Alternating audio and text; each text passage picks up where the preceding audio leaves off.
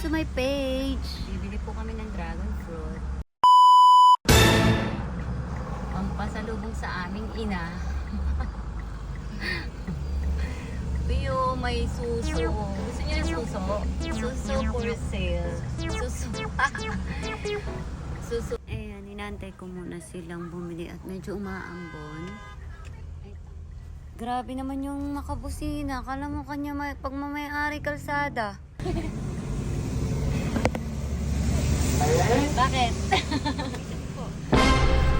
Wow, ang sarap. Wow! Tamis ba ito ka mo? Sabi mo kay ate. Matamis po ba ta? Matamis yan. Mabili sila. 115. Sige. Sige, pwede na yan. Gusto ko sila bumili ng ano. Tinapa.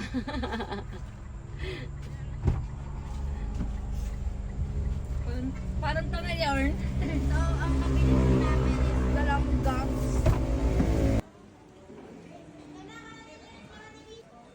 Kumain na nga pala muna kami dito. Nag-stop over muna kasi gutom na talaga kami. Lalo na yung mga kasama ko dyan. May mga dragon sa tiyan kaya nag-aya na rin kumain.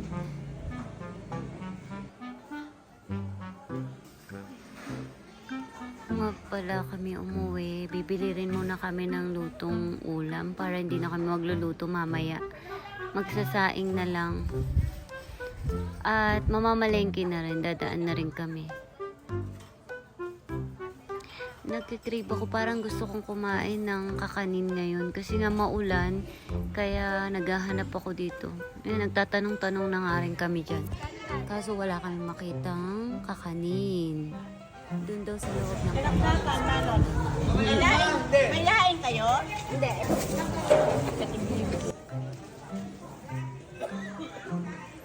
Dahil nga maulan at puro pagkain ang nasa harapan natin. Ano pa? Ito.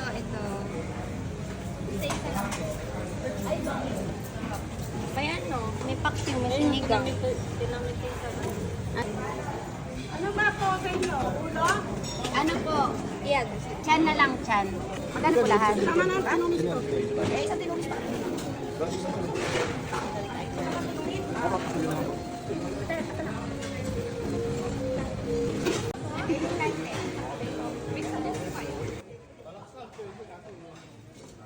So, maghahanap muna kami ng kakanin dito sa loob ng palengke. So, samahan niyo muna kami. At hanapin namin yung tinuturo ni nanay sa loob daw ng palengke. May mga suman. Oo nga ni. Tingnan mo, ang dami kong barya. Then,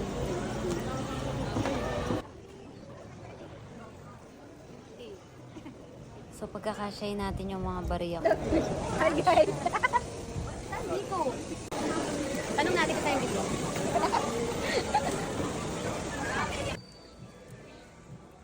Ay, ganyan pala yung ganito. Finally, nakita na namin yung mga bilihan ng mga kakanin, puto. Pero wala din yung hinahanap ko na biko. Ang meron lang sila is suman. So, bumili na rin ako ng suman.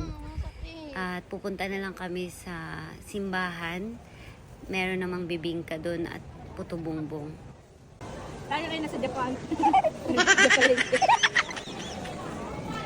Ay, we got some fruits. Ay, nasa ba? At paalis na nga tayo dyan. Pupunta na tayo ng Baliwag, Palengke. Doon naman tayo sa bayan. Jason. Kaya kung naghahanap kayo ng makakainan, lalo na ngayong Burr months, puto bongbong, ayan, at bibingka. Dito nyo lang matatagpuan yan sa Baliwag dahil sila ang pinakamasarap. Lalo na sa pagdating sa bibingka. Dahil special yung mga gawa nila. Delicacies ng Baliwag kasi ang kakanin. At nandito na kami sa bayan ng Baliwag, dito sa simbahan. Kung saan every Burr month, dito talaga sila nagtitinda ng mga kakanin. Dandahan, hot water. Mm? Alam niyo ba, pag bumili kayo at kumain dito, may free kayong tsaa, yung salabat nila. Ano yun? Product po sa entry po. Cookies po. Ano yun? Cookies daw. Ikaw, kayo. At na-interview pa nga tayo ng mga estudyante. Kailangan natin bibili. Ano pa lang po? Survey pa lang po. Survey lang po. Asan yung product? Natikman ba na? Wala pa po kami nagagawa. Walang pagkain. Pwede po ba kayo magsagot po? Score purposes lang po. Para saan yan? Sa entrepreneur. Ayoko sagutin ka, bata ka pa eh. Okay, bye, baby.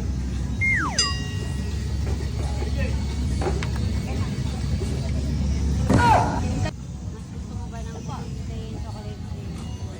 Japanese ka ba? Ibabaw lang as per ano, ma'am. Kasi ganyan sa yung Japanese. Arigato. Na? Oh, tapos nagulat kami, may binibenta naman. Wow! Return. Kumakain ng ako lang. Kaya naman ang bakery. Sarap naman yung pa. Yung graduate ka na pero pinag-isip ka pa nila. Pwede ba iuwi na lang to? Uy, ma'am. Hindi, pwede ka manghingi, di ba? Take out. Ma'am. Uminom ba kayo ng ganito? Nasa labas po. Libre ko. Papainom ko rin sana sa inyo. Dahil sineryoso ko yung mga sagot ko dyan, perfect na kayo sa project nyo, okay? Saan kayo nag-aral? Tayo. Thank you. Salamat. God bless. Thank you, kuya. Wait lang. Uy, ano? At tayo magpapaalam na. See you next video. Babush!